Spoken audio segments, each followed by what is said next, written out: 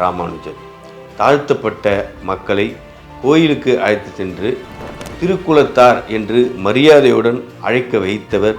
சமூக நீதிக்கான விதையை 1000 ஆண்டுகளுக்கு முன்பாகவே விதைத்தவர் ராமானுஜர். அடுத்தவங்களுக்கு ஓடோடி போய் உதவி செய்கிறது, அதாவது துன்பத்தில் இருக்கிறவங்களுக்கு ஓடோடி போய் உதவி செய்கிறது தான் வைணவத்துடைய அடிப்படை இலக்கணம். அந்த திருமந்திரத்தை பொதுவெளியில் சொன்னார்.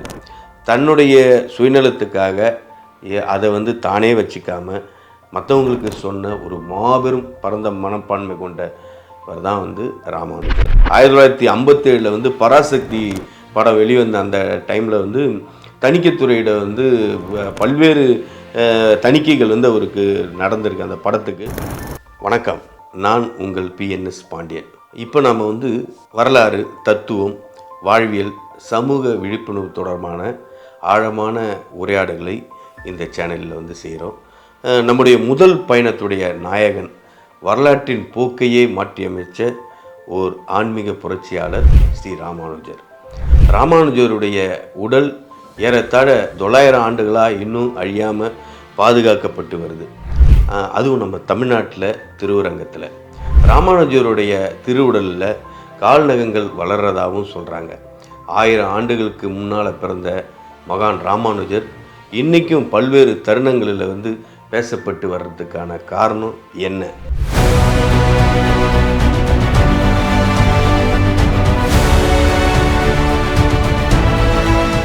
வைணவ விடிவெள்ளி அப்படின்னு சொல்லக்கூடிய ஸ்ரீ ராமானுஜர் கிபி 1017ஆம் ஆண்டு சித்திரை மாதம் திருவாதிரை நட்சத்திரத்தில் பிறந்தவர். 120 வருஷம் கழித்து அதே மாதம் அதே நட்சத்திரத்தில் இறந்தார். ராமானுஜர் ஒரு ஆன்மீக ஆசான் மட்டும் கிடையாது, அவர் ஒரு ஆன்மீக புரட்சியாளர். கிபி 11ஆம் நூற்றாண்டில் சாதி கட்டுப்பாடுகள் உச்சத்தில் இருந்தபோது இறைவனுக்கு முன்னால் எல்லோரும் சமம் அப்படின்னு சொன்னவர் தான் ராமானுஜர். தாழ்த்தப்பட்ட மக்களை கோயிலுக்கு அழைத்து சென்று திருக்குலத்தார் என்று மரியாதையுடன் அழைக்க வைத்தவர். சமூக நீதிக்கான விதையை 1000 ஆண்டுகளுக்கு முன்பாகவே விதைத்தவர் ராமானுஜர் அவர்கள். திருமலைக்கு சென்று திருக்கோஷ்டியூர் நம்பி அவர்களை சந்தித்து ஓம் நமோ நாராயணா என்கின்ற திருமந்திரத்தை கற்றுட்டு வந்தார். அந்த திருமந்திரத்தை வேறு யாருக்கும் உபதேசம் செய்யக்கூடாது, அப்படி உபதேசம் செய்தால் அவர்களுக்கு நரகம்தான் கிடைக்கும் அப்படின்னு திருக்கோஷ்டியூர் நம்பி ராமானுஜர்கிட்ட சொல்கிறாரு. ஆனால் ராமானுஜர் என்ன செஞ்சார் தெரியுமா? தனக்கு நரகம் கிடைச்சாலும் பரவாயில்ல அப்படின்னு சொல்லிட்டு திருக்கோஷ்டியூர் கோயில் கோபுரத்தின் மேலேறி எல்லோரும் பயனடையணும் அப்படிங்கிறதுக்காக அந்த திருமந்திரத்தை பொதுவெளியில் சொன்னார். தன்னுடைய சுயநலத்துக்காக அதை தானே வச்சுக்காம மற்றவங்களுக்கு சொன்ன ஒரு மாபெரும் பரந்த மனப்பான்மை கொண்டவர் தான் ராமானுஜர். ராமானுஜர் நிறுவிய தத்துவத்தின் பெயர் விசிஷ்டாத்வைதம். இதை ரொம்ப எளிமையாக சொல்லணும் அப்படின்னு சொன்னால், சங்கரர் போதித்த அத்வைதம் இறைவனும் நாமும் ஒன்று தான் அப்படின்னு சொல்லுது. மற்றொரு போதித்த துவைதம் இறைவனும் நாமும் வேற வேறன்னு சொல்லுது. ஆனால் ராமானுஜருடைய விசிஷ்டாத்வைதம் இறைவன் வேறு, நாமும் வேறு, ஆனால் நாம் இறைவனோட ஒரு பகுதி. உடலும் உயிரும் எப்படி பிரிக்க முடியாதோ அதே மாதிரி இறைவனும் நமக்குள்ள ஒரு அங்கம்தான் அப்படிங்கிற இந்த ஒரு பக்திக்கு ஒரு புதிய பரிணாமத்தை கொடுத்து அவர் தன்னுடைய விசிஷ்டாத்வைதத்தை சொன்னார். ராமானுஜரோட முக்கியமான மற்றொரு பணி என்னன்னு பார்த்தோம்னா, அவர் தமிழுக்கு செஞ்ச மகத்தான சேவை தான். சமஸ்கிருத வேதங்களுக்கு மட்டுமே ஒரு காலத்தில் மரியாதை இருந்த நேரத்தில் ஆழ்வார்கள் 4000 திவ்ய பிரபந்தத்தை ஏற்றினாங்க.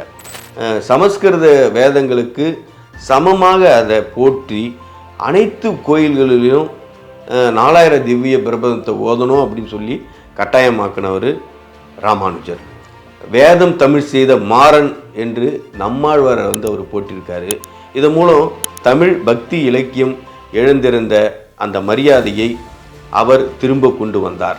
ராமானுஜர் என்ன சொல்கிறாருன்னா, ஒரு அடுத்தவங்களுக்கு ஓடோடி போய் உதவி செய்கிறது, அதாவது துன்பத்தில் இருக்கிறவங்களுக்கு ஓடோடி போய் உதவி செய்கிறது தான் வைணவத்துடைய அடிப்படை இலக்கணம். ராமானுஜர் துன்பத்தில் இருப்பவருக்கு உதவியும் செஞ்சார், பிறருக்கு துன்பம் செஞ்சவங்களையும் வந்து வெறுத்து ஒதுக்குனார். அதுக்கு அவருடைய மனைவியும் வந்து விதிவிலக்கு இல்லை. ராமானுஜருடைய மனைவி பேர் வந்து தஞ்சம்மாள்.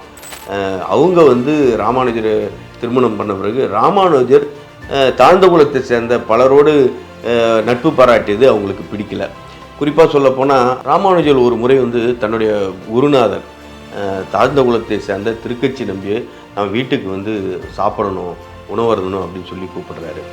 அப்போ இது வந்து அவங்க மனைவி தஞ்சம்மாவுக்கு கொஞ்சம் கூட பிடிக்கல. அதனால் வந்து நடுவழியில் வந்து சாப்பாடை போட்டு வந்து அவமதிக்கிறார். ஜாதி வேறுபாடுகள் பார்க்குறத வந்து ராமானுஜர் வந்து அடியோடு வெறுத்தார்.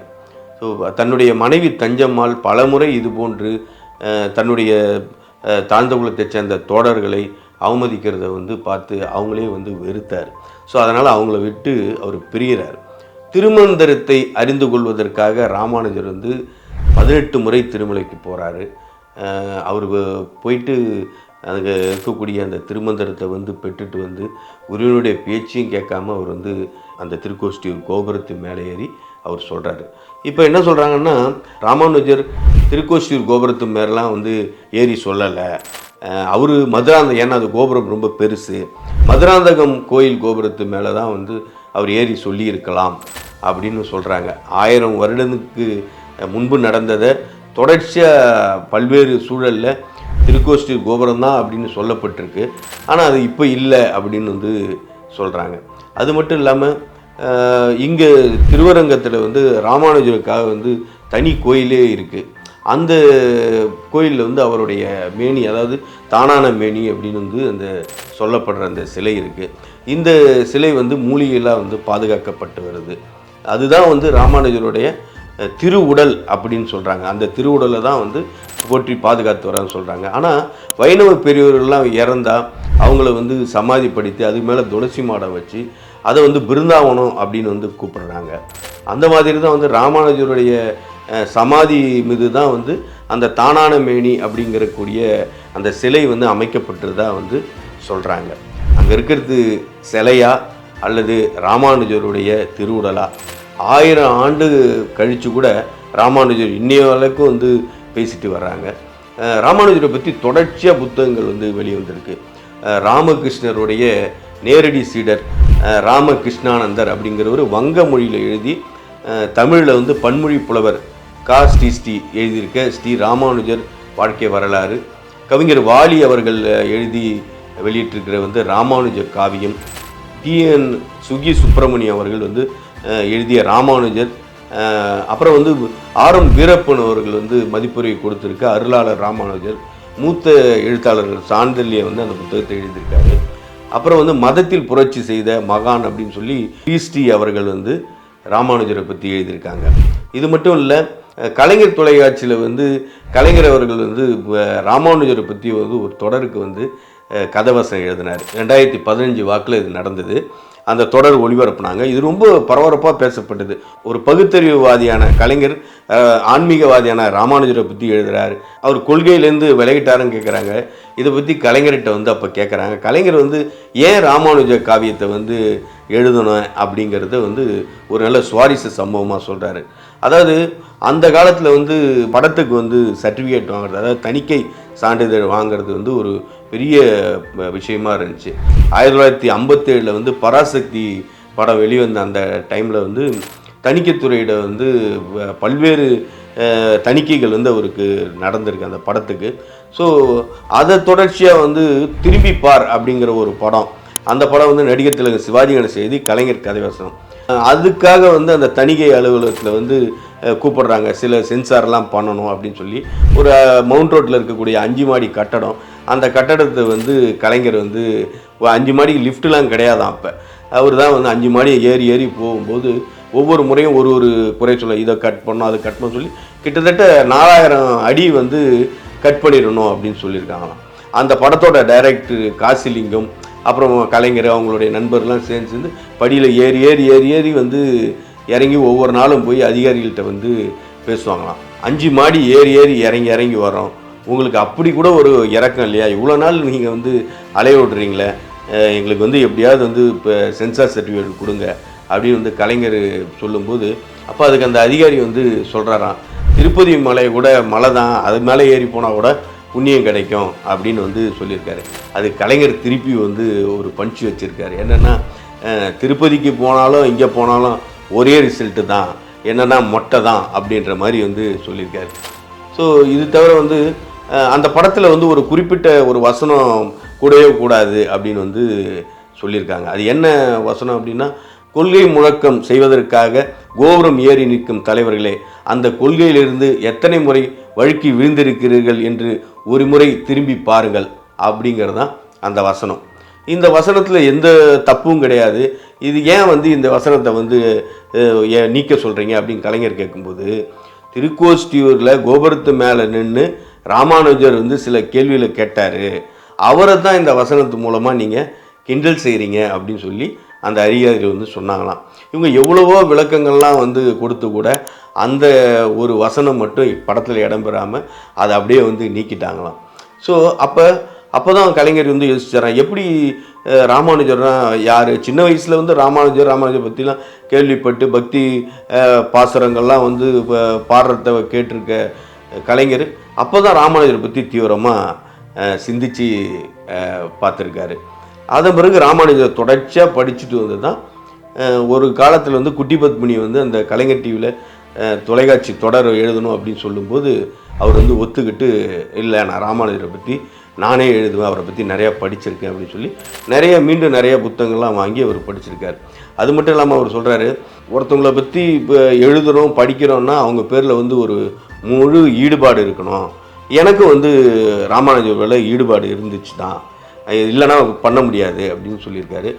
நீங்கள் எப்படி முழு ஈடுபாடுன்னு சொல்கிறீங்க, கொள்கையிலையா அப்படின்னு கேட்கும்போது, ஒருத்தரை பற்றி எழுதுறதுன்னா அவர் பேரில் ஈடுபாடு இருந்தால் போதும் அப்படின்னு சொல்லி கலைஞர் வந்து ஒரு மறுப்பு தெரிவிச்சிருந்தார். அது மட்டும் இல்லாமல் ராமானுஜருடைய வாழ்க்கையில் நடந்த பல்வேறு சம்பவங்கள் தன்னுடைய மனதை பாதித்ததாக வந்து கலைஞர் வந்து சொல்லியிருக்காரு.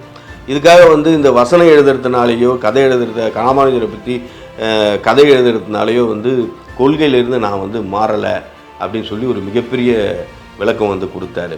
அந்த விளக்கத்தில் வந்து கம்பரசம் எழுதிய பேரறிஞர் அண்ணா தான் வந்து பிற்காலத்தில் கம்பருக்கு செலவச்சார் அப்படின்ற ஒரு கருத்தையை வந்து சொல்லியிருந்தார். அதே மாதிரி திராவிட கழகத்தின் சார்பில் வந்து சென்னையில் வந்து கலைஞருக்கு வந்து குன்றக்குடி அழிகளாரை கொண்டு தான் வந்து கலைஞருடைய சிலையே வந்து திறந்தாங்க.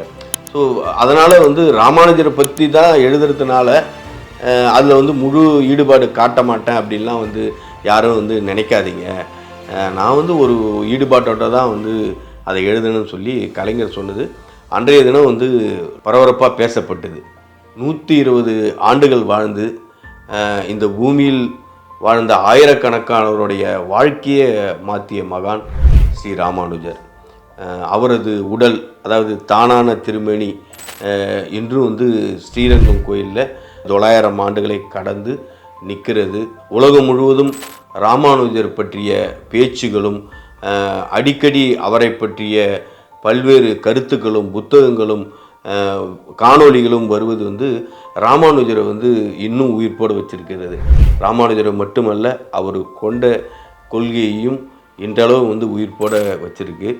ராமானுஜர் மகான் மட்டுமல்ல, மானுடத்திற்கு சேவையாற்றிய மகத்தான மாமனிதர் தான். ராமானுஜருடைய வாழ்க்கையை பற்றிய ஆய்வுகள் தொடர்ச்சியாக நடைபெற்று வருகின்றனர். அவருடைய சிலை மட்டுமல்ல, அவருடைய காலத்தில் நடந்த பல்வேறு விஷயங்களை இன்றளவும் எழுத்தாளர்கள் எழுதி கொண்டு வருகிறார்கள். ராமானுஜருடைய தாசன்களாக பலர் வளம் வந்து கொண்டிருக்கிறார்கள். அது மட்டுமல்ல, வைணவர்கள் எந்த ஒரு காரியத்தை செய்ய தொடங்கினாலும் ஸ்ரீ ராமானுஜய நம என்று ராமானுஜருடைய மந்திரத்தை கொண்டுதான் எழுதுகிறார்கள். இந்த அளவிற்கு மானுடம் போற்றிய மகாத்தான மனிதர் ராமானுஜர் அவர்கள்.